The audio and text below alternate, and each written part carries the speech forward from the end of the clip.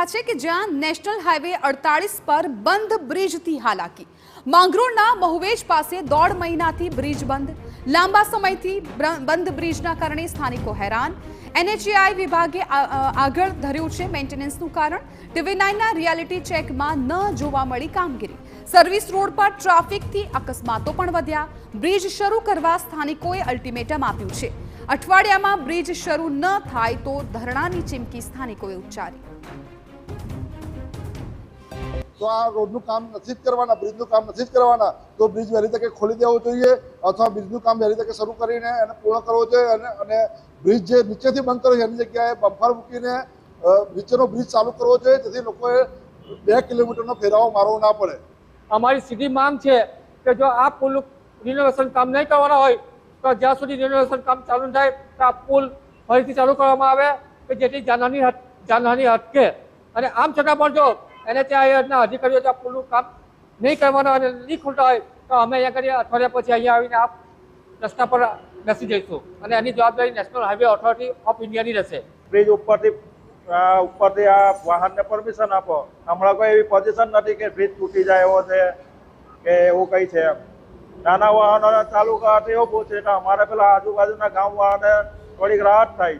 સુરત જિલ્લામાં national highway 48 પસાર થાય છે। આ નેશનલ હાઈવે 48 પર માંગરોળ તાલુકાના મહુવેજ ગામ પાસે આજથી 5 વર્ષ અગાઉ NHAI વિભાગ દ્વારા એક ઓવરબ્રિજ બનાવવામાં આવ્યો હતો, ત્યારે છેલ્લા 1.5 મહિનાથી આ ઓવરબ્રિજ બંધ કરી દેવામાં આવ્યો છે। NHAI વિભાગને જ્યારે સ્થાનિક લોકો આ બાબતે પૂછે ત્યારે NHAI વિભાગ દ્વારા કારણ આપવામાં આવતું હોય છે કે આ ઓવરબ્રિજની મેન્ટેનન્સની કામગીરી ચાલી રહી છે।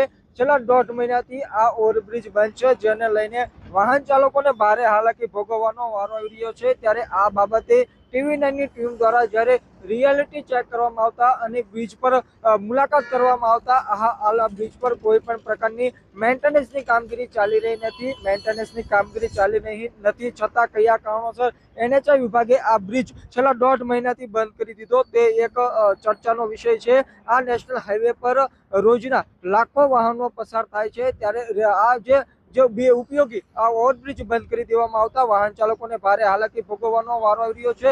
હાલ છતાં વાહન ચાલકો જે સર્વિસ રોડ છે તે સર્વિસ રોડનો ઉપયોગ કરી રહ્યા છે, પણ સર્વિસ રોડ ક્યાંક ને ક્યાંક સાંકડો હોવાથી સતત ટ્રાફિક જામના દ્રશ્યો અને અકસ્માતના બનાવો પણ વધી રહ્યા છે। તેમજ આ ઓવરબ્રિજ બંધ હોવાથી જે સુરત જિલ્લા ટ્રાફિક પોલીસ છે તેમજ જે કોસંબા પોલીસ છે તેઓની પણ કામગીરીમાં વધારો થઈ ગયો છે।